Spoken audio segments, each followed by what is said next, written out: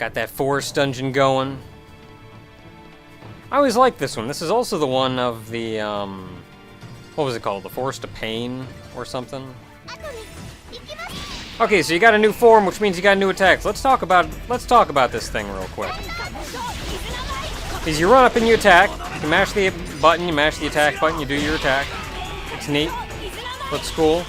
I do have a problem with it in that you can do your 2 attack there, but as soon as you do that one, the mash one, you're stuck in the whole rest of the animation. Like, here on out, including the jump dash, is all one animation. And you can't get out of it.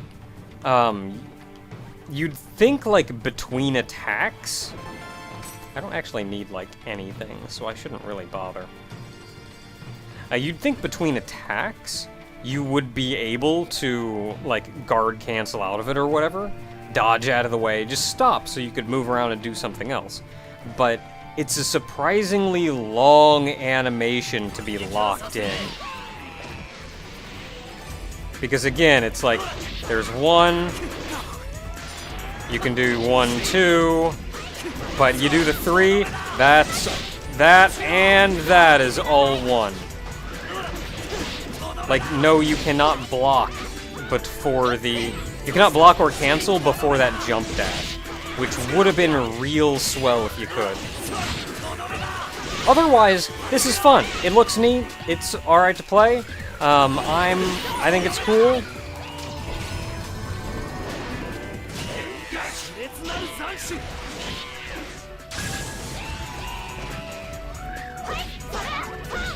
Like, as far as gameplay is concerned, my only complaint is that you cannot block out of that. Or just, like, stop attacking and get out of it, or whatever. Like, you can't get out of it, is what I'm trying to say. But given how easy most of this is, it's generally not that big a deal.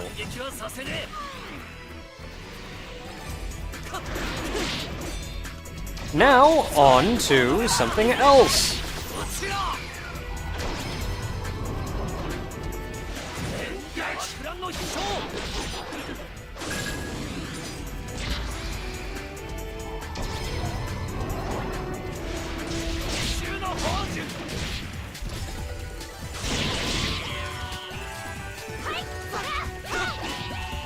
Like I told you, man, it is strong. But it is also the equivalent of using 2 skills on every enemy. So, this has pretty dramatically changed gameplay, and I actually think this is kind of an interesting thing that they've done. They've taken advantage of them being in a unique position. I like that that is also does area damage.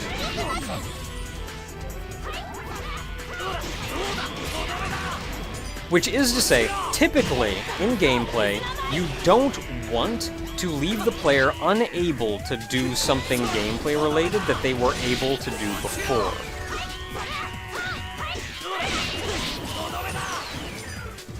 Oh, fine.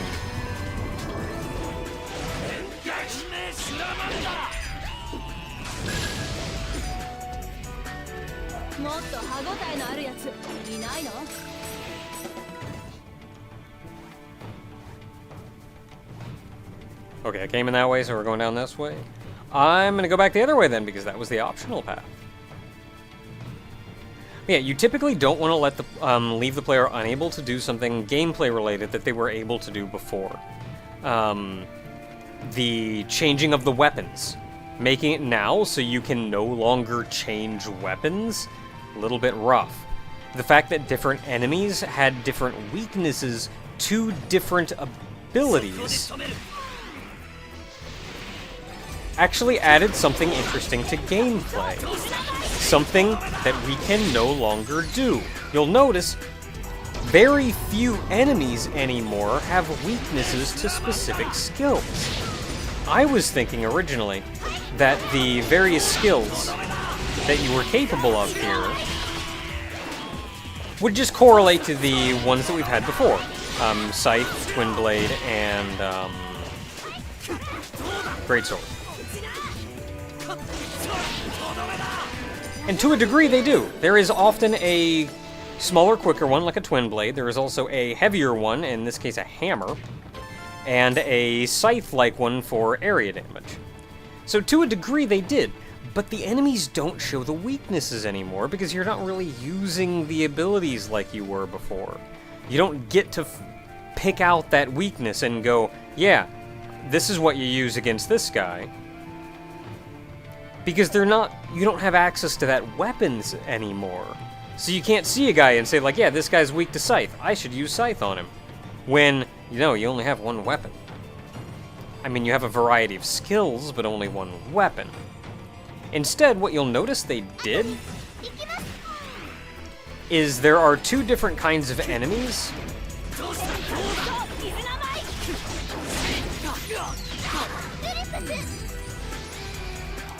You'll notice that there are two different kinds of enemies that even show a weakness at all. And that specifically is, A, armored enemies. Armored enemies will always be weak to the hammer. It's just a good guard breaker. But you'll also notice they're only weak to it when they have their armor up. Once you break the armor, they no longer show a weakness anymore. The other one then is flying enemies, which, while flying, show a weakness to...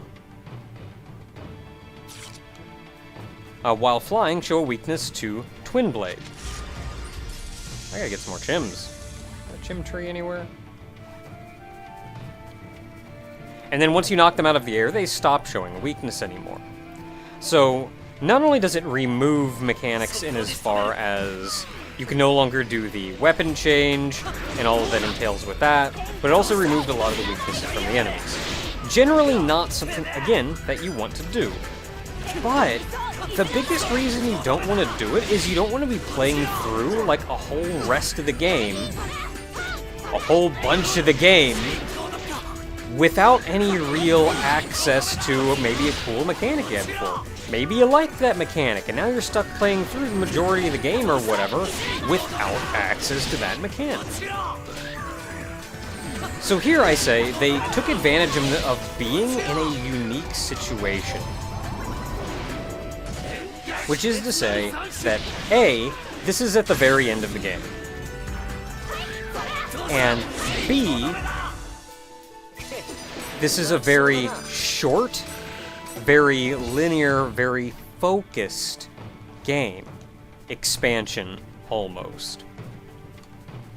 So you're not going to have a huge amount of game, and you never had a huge amount of game to go through that you're missing out on using those old mechanics on. Specifically, what you're missing out on is like this dungeon. This is like it. You get to go through this one dungeon without access to your old abilities. And you didn't even have a lot of chance to use your old abilities before that in this game. Like, it feels to me like it's just not that big a deal. Because of how short the game is. Because of how focused the game is. Like, it doesn't even matter which one of these I use, really. Actually, it sort of does. Some of these are more SP intensive than others. We haven't seen you!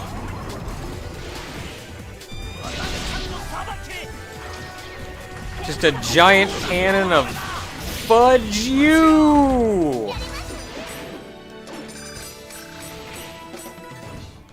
So there is a reason to use the different weapons, though. Or to use the different skills. Aside from just a weakness. And that comes down to... The Terror of Death is a scythe, which means it has good area damage.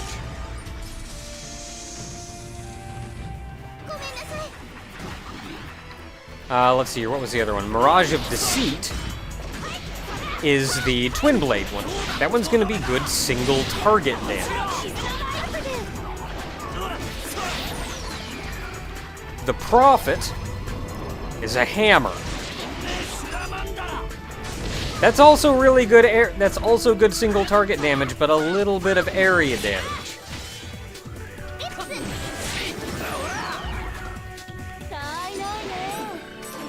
And then the last one, the one that I've not used, is the Machinator, which the Machinator hits single target, but it also heals you. So if you're feeling a little bit low on HP, you can use the Machinator to get some HP back. Now, the second set of skills are ones that I haven't really shown yet. Get up.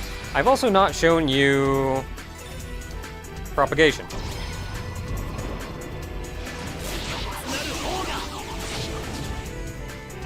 And I've also not shown you... No, I've also not shown many of these, really.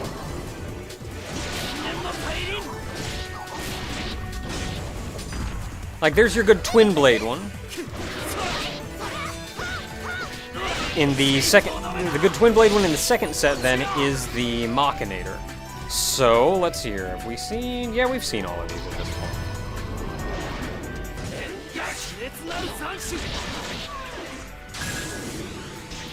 Now, in the second half, we have seen Machinator and... Have we seen Avenger? Yeah, Avenger is the hammer in the second part. So there's a Twin Blade in the first half, Twin Blade in the second half, hammer in the first half, hammer in the second half.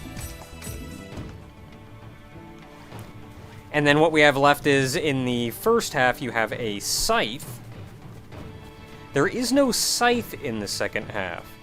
There is only Zool. No, Fraggin' Ovan's one. Yeah, King Jim! Kick him 3 times, run and hide. Kick him 3 times, run and hide.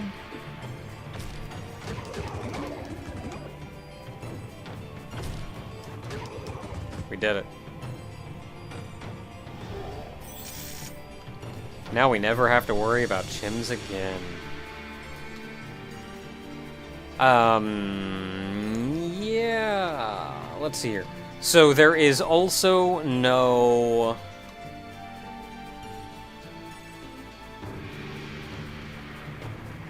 Coons. The one that heals. There's also no one that heals. There is, however, instead...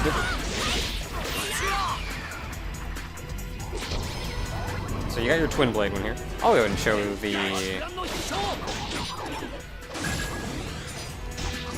the Temptress.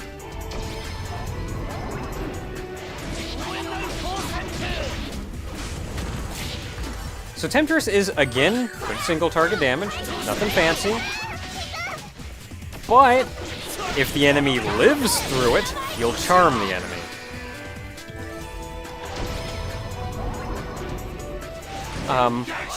In general, for reference, if you just want really friggin' high damage, hammer. Like, if you just want to murder a guy, hammer.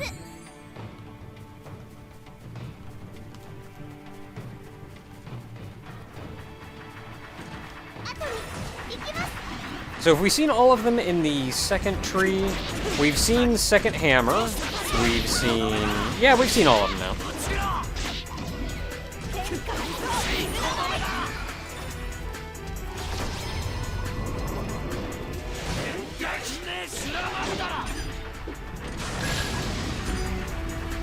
And nice thing about this is you can also change target.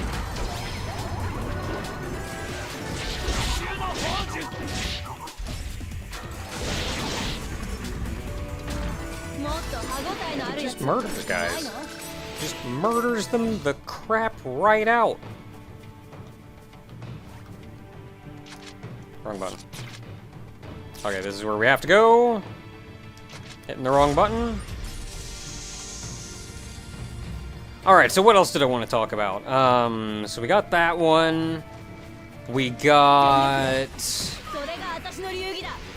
I did want to talk a little bit about Zelkova's sister and how that worked. But I'm going to wait for the story itself to reveal that one.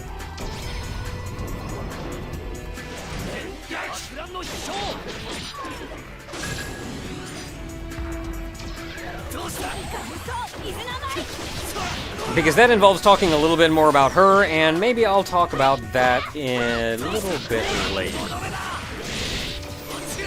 After the game has a chance to talk about that on its own.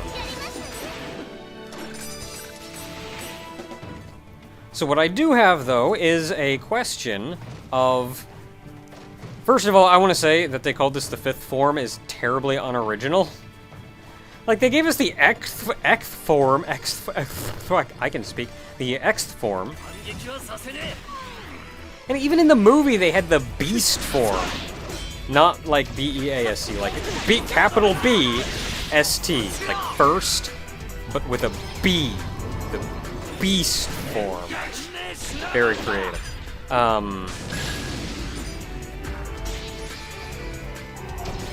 Not the one I wanted to use, but sure, why not? Giant lasers are cool. Oh, he's not dead. So that they just went like, okay, it's the fifth form, like that makes your Xth form your fourth form, and not the Xth form. The Xth form was already a form that was outside of system specs. That... Like, you had to name something outside of system specs because it didn't make any sense. Now you get something else that's outside of system specs, and you're just like, it's the fifth one. Like, the whole point is that it's not a normal job extension. And then friggin' idiot Gaspard is just like, did you get another job extension? Like, do you not know how friggin' Adept Rogues work? We ran out of job extensions 2 extensions ago. You don't just keep getting them.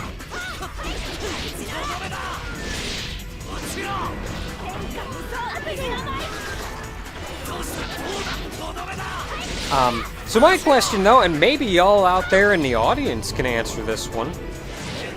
I want to know, why did we get the fifth form at all? Oh, I used the laser again. Like, no, though, really, why did we get the fifth form at all? I'm gonna guess that it has something to do with, what's her name? Kusabira? Zelkova's sister. That's the only... I hit every button except the right button. That's the only guess that I have.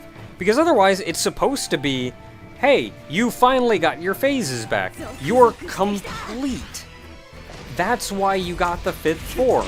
But we did that once already. That's exactly what the Xth form was.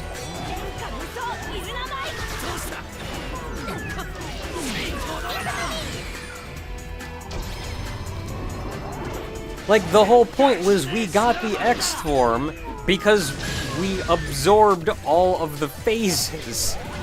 That's what happened. Oh, this was a flying guy. So this is one that, Twin Blade, Mirage of Deceit, would have been good against while it was flying, but now that it's not flying, it has no weakness.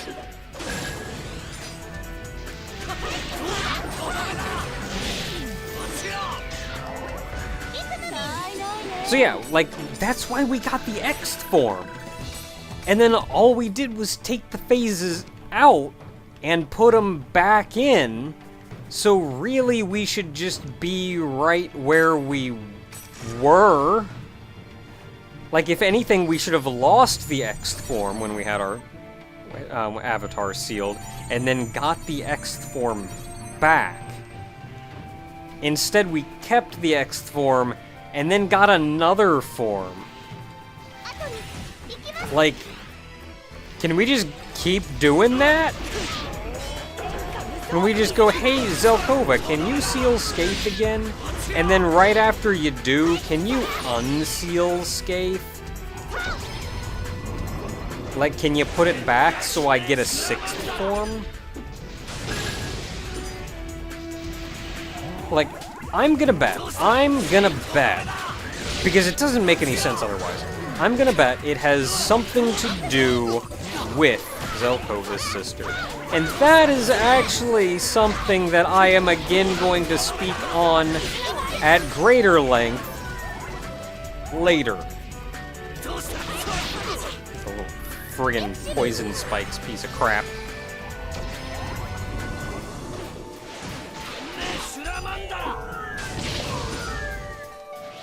You're not dead yet! I keep using Rebirth, I don't want to. But, like, it kills it, so whatever.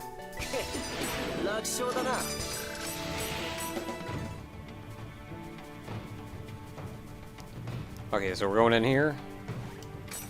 But yeah, willing to bet it has something to do with that, and some additional meaning due to that. Not just like, yep, that did it, that triggered that, having an additional thing did it. Like, I feel like it's actually a little bit bigger than that. And also deals with why she was able to suppress Skate. Which, again, I'll talk on that later. A couple things I want to talk about later. Mostly things dealing with her. Friggin' electric spikes. So the frustrating thing is you no longer have a ranged attack that you can keep pegging these guys with from afar, so you never have to, like, get in melee range.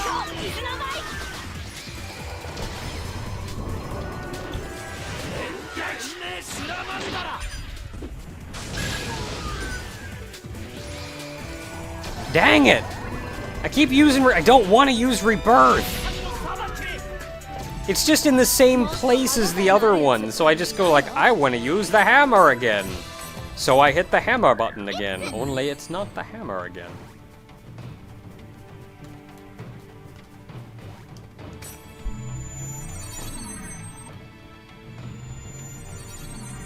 What floor am I on? 3rd. Which means this may actually be the final floor. We don't need any more chims. Not for a good while. Let's see here. What else did I want to talk about? The only other thing I can think about wanting to talk about is... Ooh, hi. How are you? Just flying around up there? That's cool. You can see that Mirage of Deceit. Knocks him right the crap out of the air, and then you can do Machinator on you to knock you right the crap out of the air. These are some cool skills, though. I like them. Like, I like all of them. They're all cool.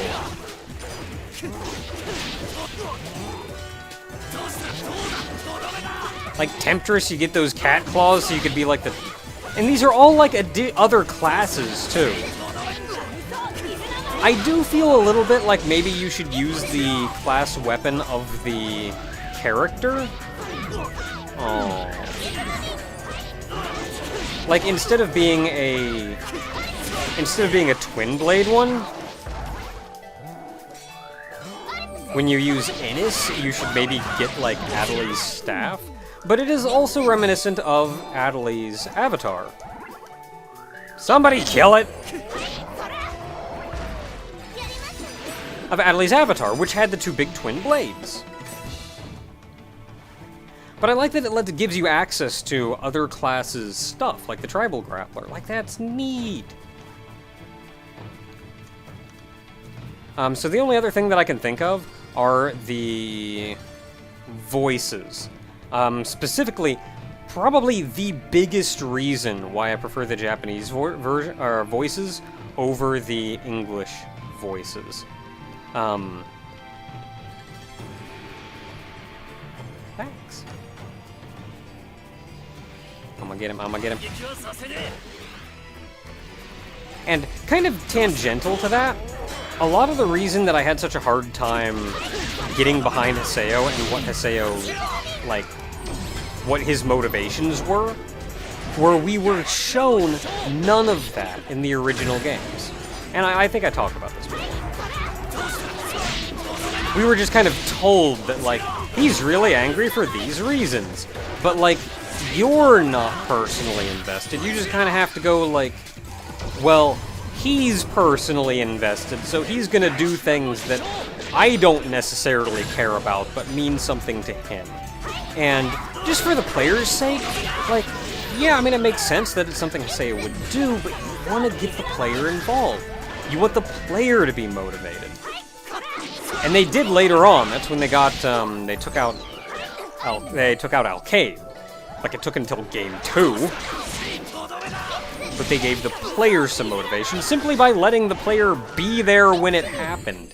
I hate these things so much. And I can't just friggin' shoot them until they're dead.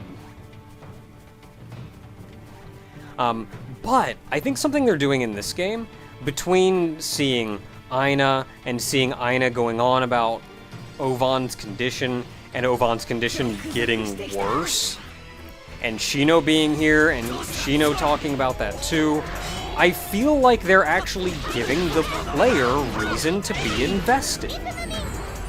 It's not like this huge thing, but like, Haseo wanted so badly to save Ovan, to bring Ovan back. Yeah, I'm gonna remember this time, what? But as a player, we had no reason to really want to. We'd only ever seen Ovan in this, like, mysterious... Really? Oh, I was really hoping that wouldn't... because it's a ranged attack, I wouldn't... You know what? I'm just gonna murder your butt.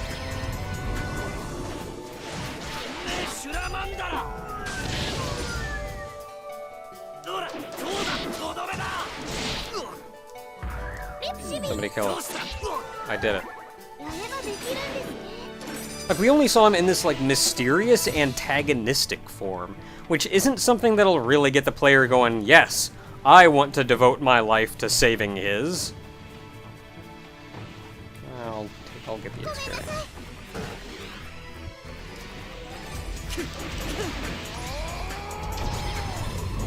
But we're actually feeling for him now. Because, if only because, like, yeah, he was still kind of mysterious and a jerk.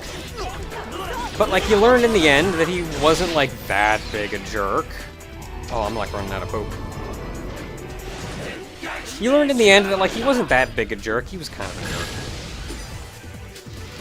jerk. But not, like, that big a jerk. And now we're seeing that he is... for lack of a better word, suffering. And, like, I don't know, like, as long as you have a little bit of empathy in you, you'll see somebody like that and go like, yeah, I want him to, like, not die.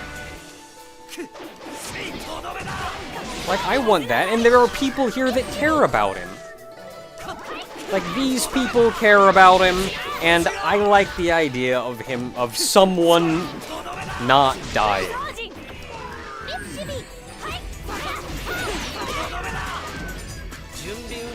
So, like, I can get behind that.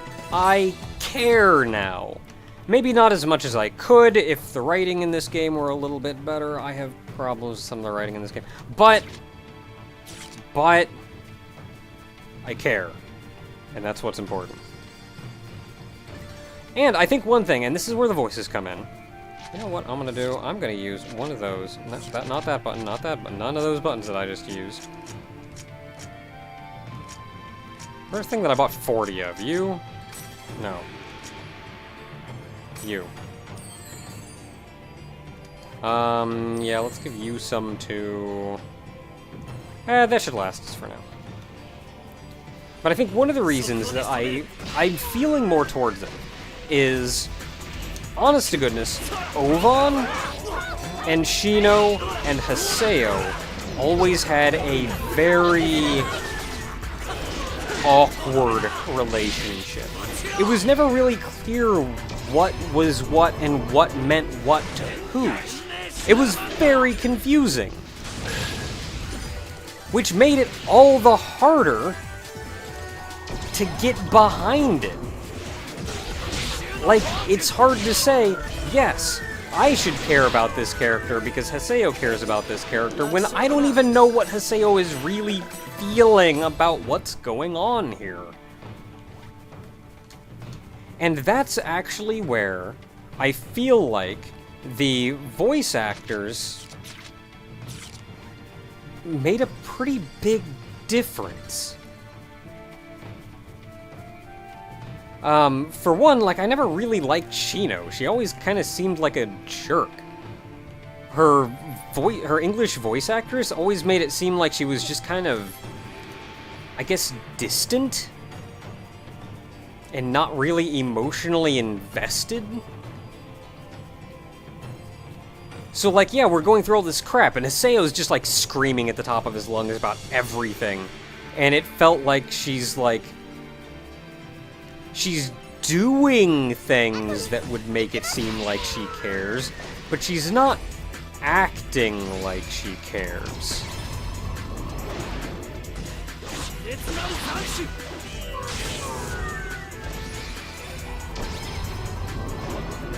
It just kind of seems like she's doesn't really. And then Ovan was even worse, because the English voice actor for Ovan really pushed the whole mysterious antagonistic role. So what you got out of Ovan was just creepy. And now everybody's so invested, and everybody cares so much about him, and wants to do everything, when, like, he's just creepy. And mysterious, and, like, clearly keeping secrets, and why does everyone care so much about him?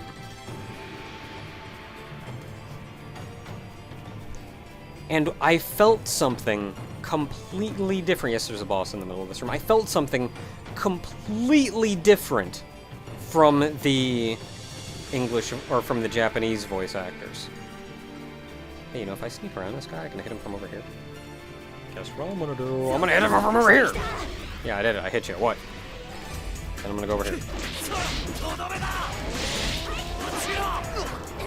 Really? You got the poison thing too? You piece of... No, I actually think you just pooped poison. Oh no, he pooped confusion! Oh no, is this hitting up? Oh, Adelie! Okay, it, like, didn't really hit you. Okay, I'm tired of your crap.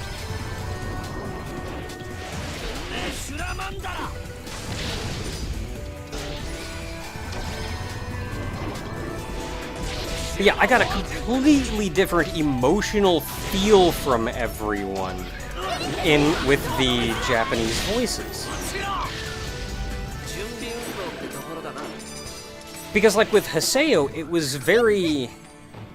You were never really sure if there were, like, romantic intentions towards Shino or what. And what I got out of it was not romantic, but motherly. Like, it felt like she was a mother figure to Haseo. But admittedly, this was still a lady about his age, so I'm sure in his hormone-driven teenage brain, he wasn't really sure what he was feeling and probably thought he had a crush on her, but I feel like the real emotion there was more of a motherly feeling. Which brings me to Ovan, which I think was a little more obviously the parallel to Shino, and that's a father figure. There's all this weird, like, is he a friend? Is he a rival? What? But no, he was a father figure. But again, it's a guy about Haseo's age, so it's hard to think of him like that. So Haseo thought of him just as a really good friend. But that's... And even at the end of the day, if they are just really good friends, like, not like Haseo's gonna go like, will you adopt me? Like, no, that's silly. Like, objectively, they are just all really good friends. And maybe Haseo's a bit confused here and there, but I think at the end of the day, that's what it was. Until next time, everyone. I'm stopping at an awkward point, because we're going through a gate, and on the other side of this gate is Ovan. And next time, I'm gonna be able to talk some more about stuff. But first I'm gonna kick some chimps.